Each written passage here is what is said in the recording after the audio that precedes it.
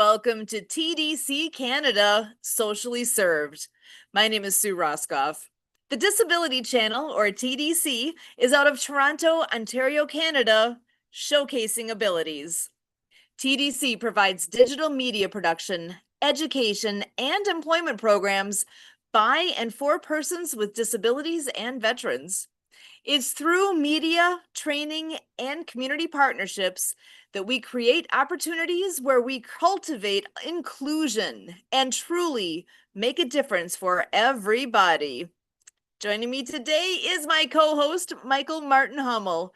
Michael is a writer, speaker, and podcaster dedicated to bridging that gap between disabled and able-bodied communities.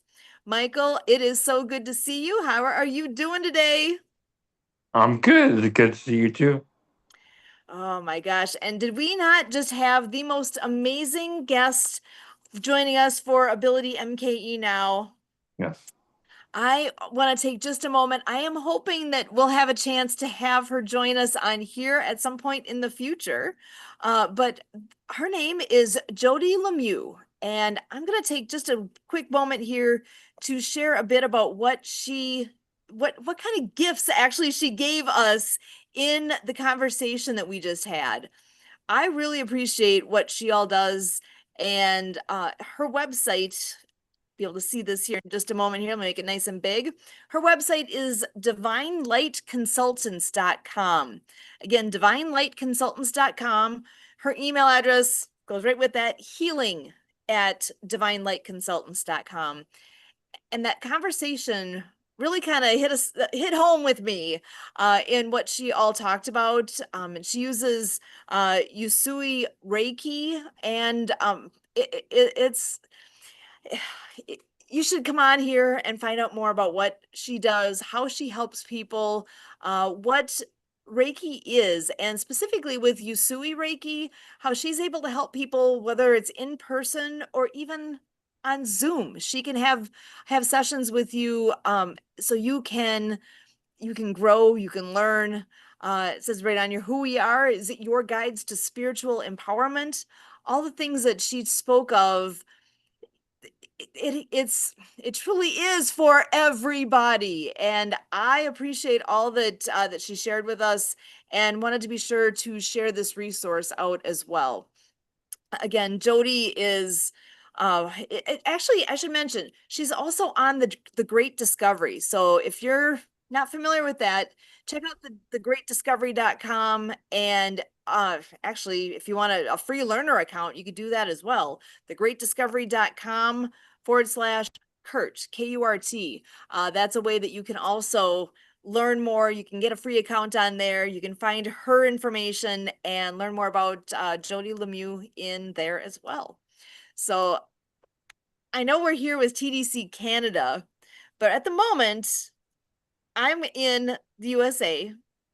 And what did we just celebrate just a few days ago is Independence Day, July 4th. And it was a biggie, right? Did you hear much about the celebrations going on around the country?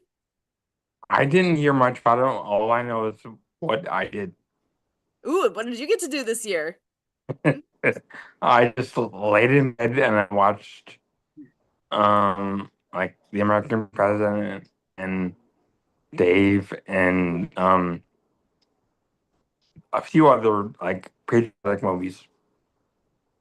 Excellent. Well, and being that was the 250th, I know there was a lot of extra things, extra special things. It's like, we only get to the 250th once, but I had a friend recently say, well, next year's the 251st. That's only going to happen once as well. It's like, good point. I think we just like those nice round numbers, right? Yeah. So, and by us, I need to share some fun pieces that happened locally, and we had a massive day. So anyone who knows us for any length of time knows that we're water skiers, as in like we ski with a ski club. We do ski shows, we do pyramids and all that fun stuff as a group there. And part of what our club actually did this year was truly extra special. And I want to take a moment and brag on them a little, because the way this all came together and the things that ended up being being experienced and shared was so wonderful. This is just showing kind of a outline of the things happening because not only was it our country's 250th anniversary, Pewaukee celebrated their 150th year as a village. So there was a lot going on throughout the whole weekend here. And we, as our ski club, got to participate in most of what you see here. We actually did a wounded veteran adaptive ski event. And I'm proud to say a good friend of ours, John Schultz, actually was the guy behind all that. And he had help, but truly this was something that he put together, and I am so grateful that he put all the energy in that he did to make this happen. We had, I never went back and counted for sure if it was, I believe we had around 10 participants. Part of why it's kind of blurry in my head that way is we actually were able to bring everybody out on the water multiple times. The event was originally designed for as many as 30 people to come and participate, but not that many people signed up. And for all, you can only imagine the variety of reasons, being 4th of July as well, on the one hand makes it that much more special. On the other hand, people have plans. So the way it shook out, then we had around 10 people come and ski with us. Most of them were using the sit ski, so doing that like what we love to do with the adaptive skiing with the sit down ski. We actually had a couple of our veterans that also were able to do stand up skiing. So we had both happening at the same time. And what a great day. Oh my gosh, the connections we made, the smiles that we saw. I was grateful that we have a friend that's a photographer that does a lot of photo capture with our ski club. He was able to join us that day as well, and those pictures are coming. And I anticipate a day where I will be able to share those on here. We don't have them yet, but we will soon. And I know he was able to show me one on his camera. He was so happy with the shot that he got of the one gentleman learning to ski. It was in motion, just the water, the wind, and the smile. That smile said it all. It was all worth it just for that right there, the enjoyment and the truly the pure joy that comes from doing something fun and new like that. It was great. I'm very proud of what all happened that morning. And then we had the parade. There's the parade that took place downtown Pewaukee. Oh, such fun. We've done this parade for years, and I gotta say though, the first time ever that I think we were maybe 15 minutes into the parade and it started to sprinkle, and then it was a downpour. We finished that parade and we were all wet. We were soaked, actually, soaked to the skin. But it was such a nice, beautiful, warm day that it was fine. It was refreshing. It's all good. We still were going down the road saying, join us at 5 o'clock for the ski show. And it was kind of funny because, we're skiers. We're fine with being wet, but doing that as we walked down the road was a little different. But it worked out. Truly, that was probably about the best timing we could have hoped for that piece to happen. Because we did have that ski show then at 5 o'clock. The rain basically ended around, I'd say maybe 4:30-ish, somewhere in there. We had our ski show. I don't if you're used to being around a lake at all, if you know after a storm comes through, it tends to be pretty calm. And really, it was great conditions from our skiers' perspective. It could not have been better. And I gotta say, 4th of July on the lake tends to be a little crazy because more people than usual tend to be out there in their personal boats and whatnot. It was a little less crazy because I think a lot of people ended up off the lake for a while there while they were drying off because of that rainstorm that came through. So we truly had one of our best shows ever. It was great. It couldn't ask for better. And then you can see we had a flyover that took place just minutes after the end of our ski show. And that was something. I've been part of flyovers before, but that was a little different. The way that one all went, here, let me share. I'm going to share two things actually. First, Just quickly, this flyover. It was with the 115th Fighter Wing out of Madison, Wisconsin that came, and we ended up with two of their planes flying over us. I didn't know how loud that was going to be. I did not prepare exactly because I knew we were like, oh, they're coming. They're and extra special. The again, John, our friend that was part of getting this all lined up, he got a phone call. He's one of our boat drivers, and the show was done, which was ended up being a good thing. He gets a phone call from the pilot. We're on our way. We're coming in, and I don't know exactly what the conversation all looked like exactly, but our understanding is John made a request to say, as you guys come in, can you bank it to the right and come back around the other side? Just because, how cool is that? Well, I actually got video from the boat of this happening, and I can share that on here. So let me go ahead and bring that forward so you can see what that all looked like, and at least for most of it, what it sounded like. Oh, let me get that. And off in the distance, you can see dots coming in. You can hear the crowd in the background there. Oh, they just started to come in sight right here. So cool.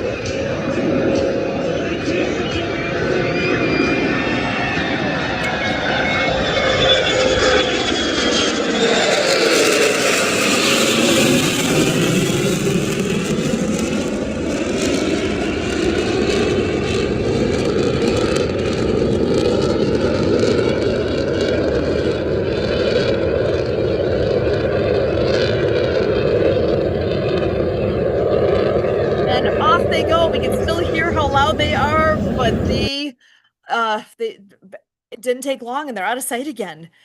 It was like it was a minute long. You see them coming, you don't hear anything until they're like right there, and it was impressively loud as they came around.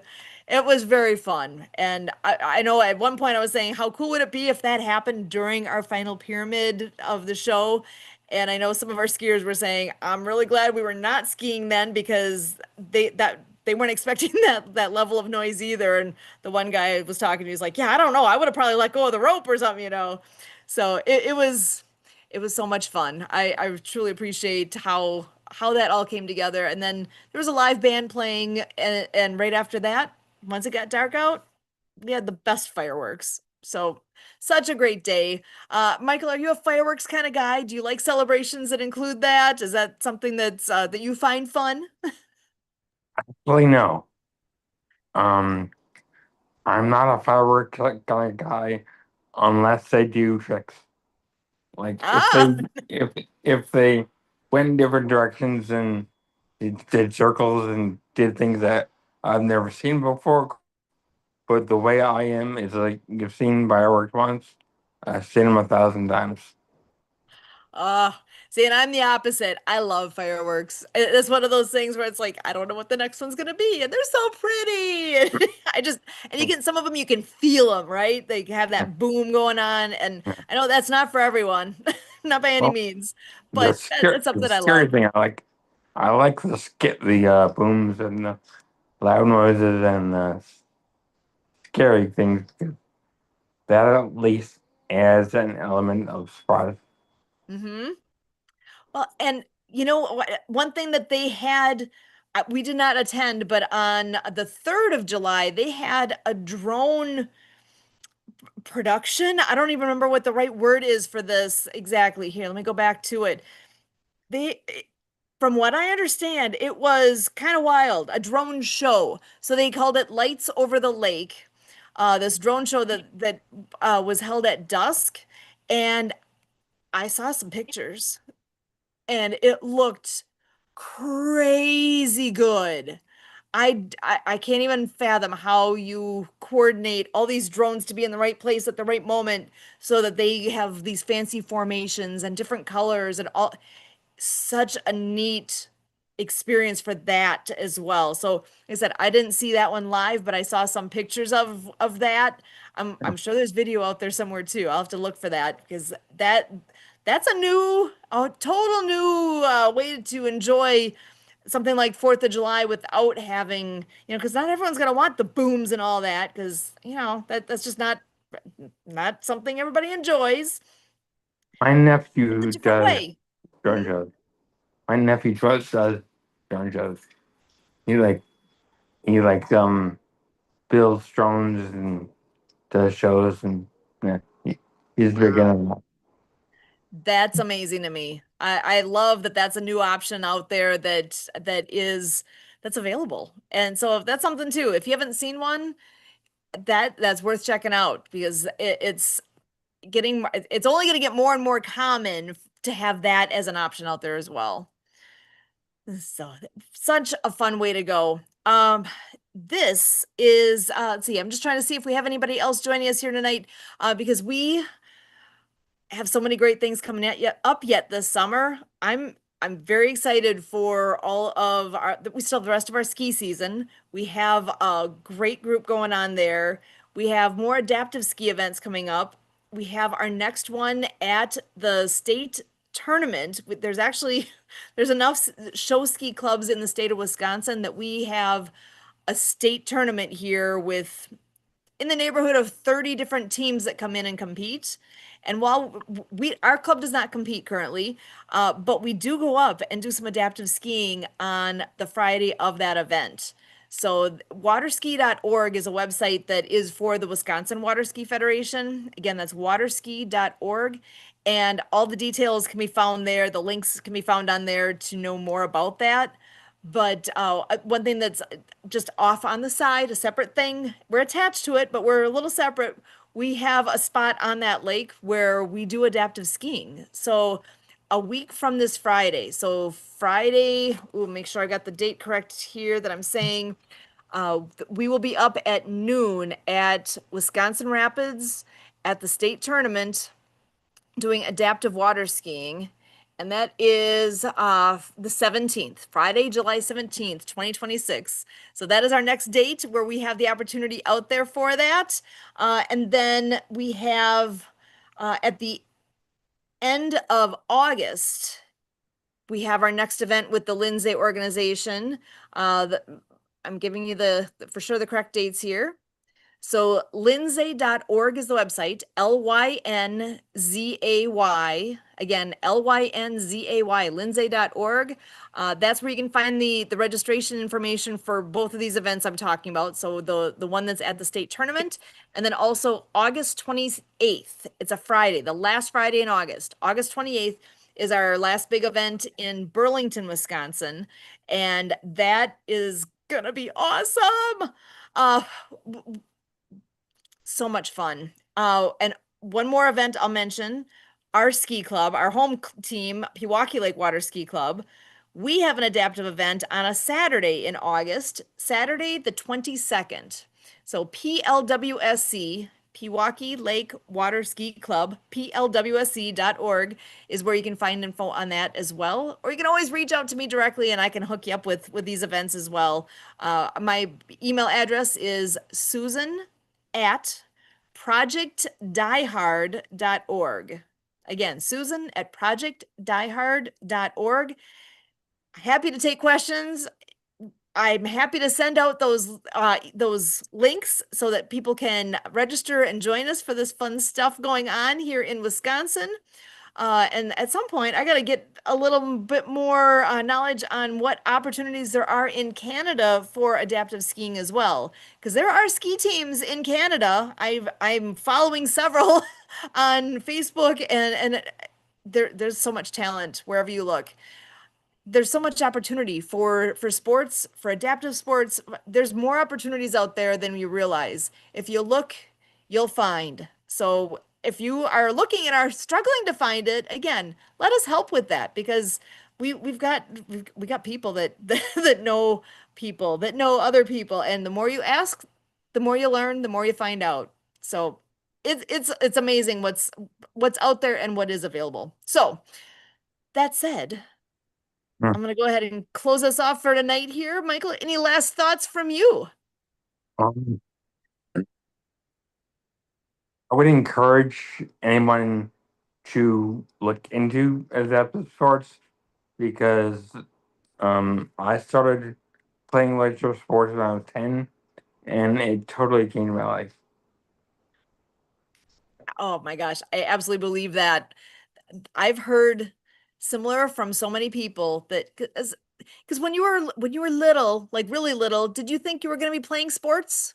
Was that No, something that, no. and how did that change your life? What kind of effect did that have for you? The biggest things was it taught me competition, it taught me friendship, um, it taught me teamwork. Just it was I never wanted to do a sport alone because of that. I love it.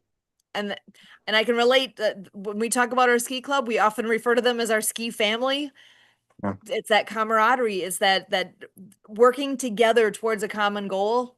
It's amazing. And being part of something. I love it. And there's so many opportunities out there. It's just we got to take a look and see where they are near you, wherever you are. I would bet you will find what you're looking for. yeah, So awesome. Well, with that, I am so happy to say that we are here with the Disability Channel, TDC Canada, Socially Served. We will be back. We're always here on Wednesday nights putting together this live production. And wherever you're seeing this, hearing this, whenever that is, we hope you do reach out and share back with us. Let us know what you have for us. Do you want to join us on here sometime? Reach out. For all of us here with TDC Canada Socially Served, as always, we thank you.